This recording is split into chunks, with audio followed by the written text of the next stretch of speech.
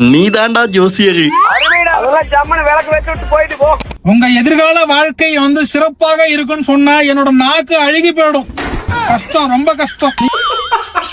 நீங்க போற இடம்லாம் வெற்றின்னு சொல்லுவான். அதை நம்பி எங்கேயும் போகாதீங்க. செருப்படி தான் விழும். செருப்படி வாங்குற ராசியை பார்த்திருப்பீங்க.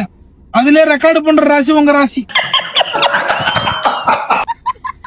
இந்த நாள் இனிய நாளாக அமைய வேண்டும் என்று எல்லாம் வல்ல இறைவனை வேண்டினாலும் இனிய நாள் வரவே வராது. கஷ்டம்.